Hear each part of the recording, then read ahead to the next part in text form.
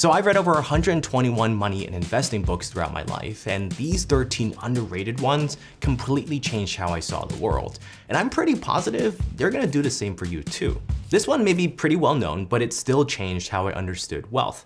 The Millionaire Next Door introduces the 3-layer triangle, and in simple terms, it tells you how you're doing based on your net worth, your age, and your income. I remember when I realized that I was AAW on the triangle, it really pushed me to go harder and try harder. So here's how the wealth triangle works. First, you want to take your age and multiply it by your pre-tax income, and then divide the total by 10. So let's say you're 35 years old and you make 150K a year.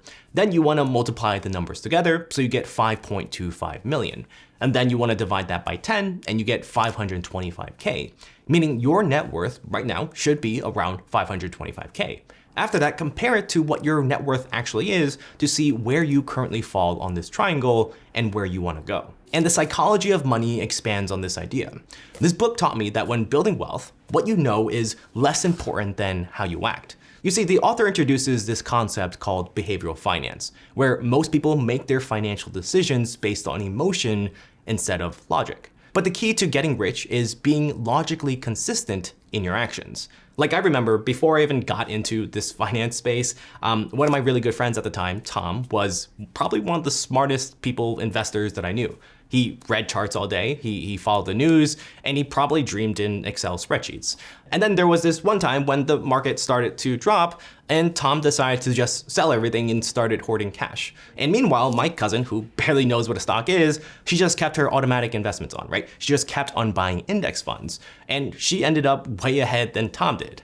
Sometimes it's not what you know, but how you act that makes the difference. The next book, Think and Grow Rich, makes one thing clear. Getting rich isn't just about hard work. You see, the author introduces this concept of definite chief aim, which states you need to have one clear, specific goal that drives all your efforts. Now, this could be paying off credit card debt or saving for a home down payment. For instance, when I started my YouTube channel, I wrote my definite chief aim on a sticky note, which was essentially do YouTube full time. And every morning I would look at that note and I would visualize it, right? All the freedom, all the flexibility that I would have.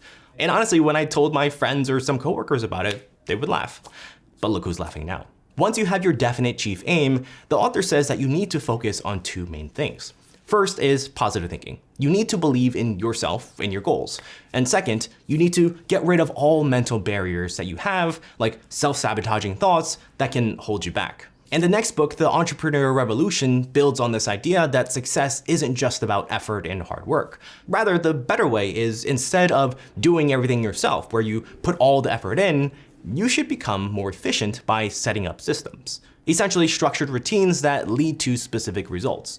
The idea is to automate and delegate as many tasks as you can. For example, if you're spending too much time on repetitive tasks like sorting emails, right? You can set up a system within your inbox with filters that automatically label and archive your emails. Or set up auto forwards where you forward certain types of emails or requests directly to a coworker rather than you spending time on it.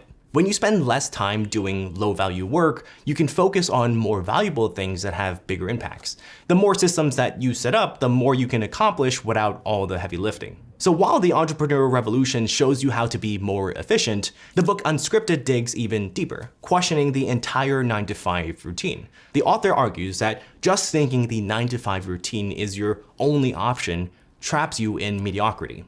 Sure, you could be doing worse in life, but you're not actively looking for ways to do better. As William S. Burroughs once said, when you stop growing, you start dying.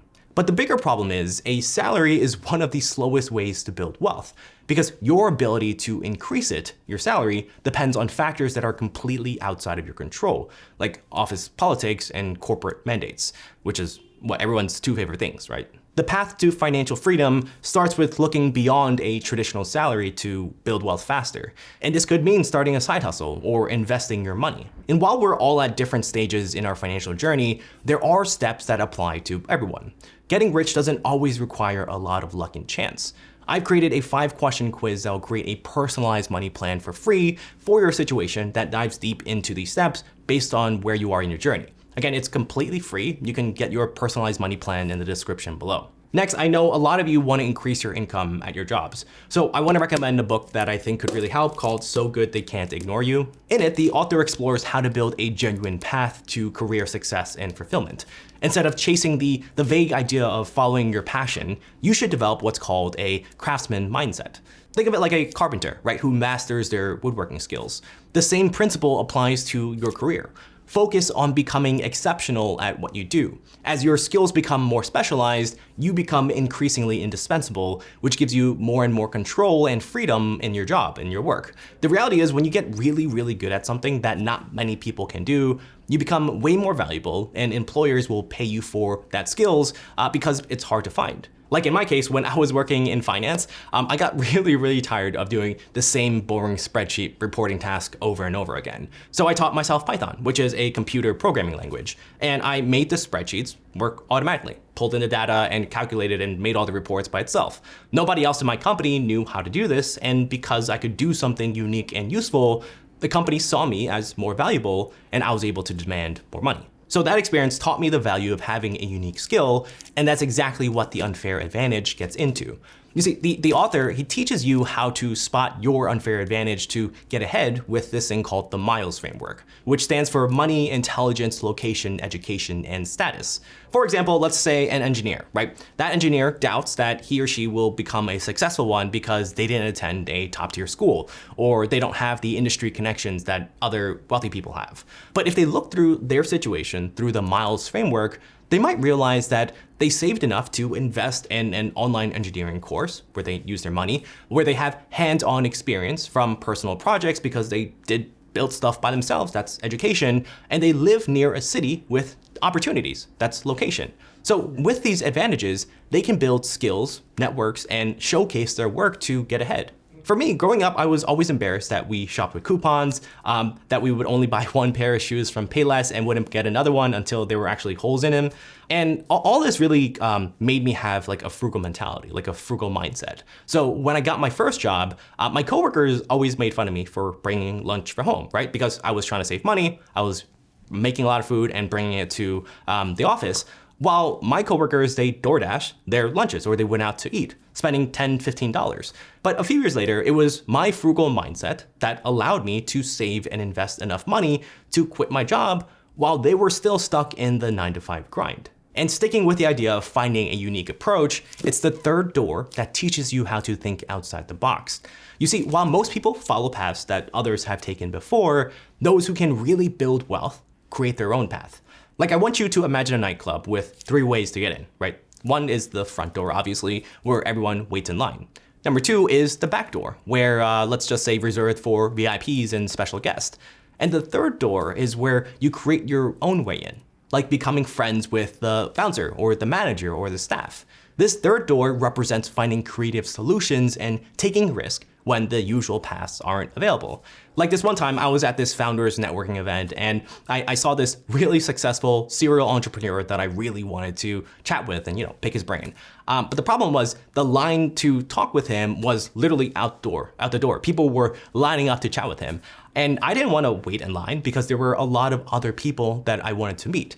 So my trick was I just timed it very perfectly. I would accidentally run into that person while he was getting coffee at the coffee shop next door. Next up is a book that I come back to time and again called Essentialism. This book made me realize how much time I was wasting on random things, and it's all because of the 90% rule. In simple terms, the rule says that you should pursue opportunities that score 90% or higher on your personal success criteria. For example, if you're stuck in a corporate job with a toxic boss who micromanages everything you do, sure, staying in the job might pay the bills, but wasting your energy working late to try and climb the corporate ladder in that environment probably isn't worth it. Instead, you might be better off spending your extra energy after hours after work instead of staying late, looking for a better job or working on a side hustle. You see, every hour that you spend on these alternatives is an investment into your future because it scores 100% on your success criteria. If quitting your day job isn't possible yet, just focus on doing the work and saving your money until you're ready to take the leap. Use those extra hours to build out your network, to learn new skills, or to work on your side hustle. Remember, you can't do everything, so just put your energy where it brings the most impact. And along the same lines, the book Hell Yeah or No helps you cut through the noise in everyday life. Like when you first hear an opportunity and you don't think, hell yeah, I'm down, then it should be a firm no. And this applies to both personal and professional choices and opportunities.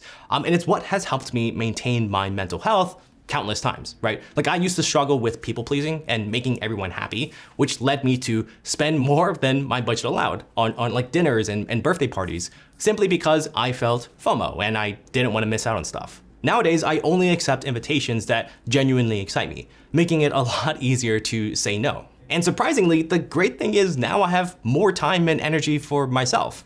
My health got better, right? I went to the gym more, I have more time to read, more time to learn more stuff, and ironically, my close friends grew stronger. Next, when it comes to actually taking action, the book Someday is Today gave me the push I needed to stop procrastinating. The author talks about the 5-second rule, which is a simple psychological trick that I use to this day to overcome hesitation and procrastination. The trick is anytime you feel like you want to act on a goal or do something, just count down from 5 and then do it. For example, when my alarm goes off at like 6:30 in the morning, right? I know I should be getting up and starting my day, but during the winter times, I want to sleep in because it's cold outside. I always want to hit the snooze button. But I tell myself, once that alarm rings, I count down in my head, 5, 4, 3, 2, 1, and then I force myself to get up and jump a few times without overthinking it, which forces me to be awake. The key is to act before your brain can talk you out of it, which transform moments of hesitation into action. And in my case, once I'm out of bed, then I'm already on track to accomplish the next goal,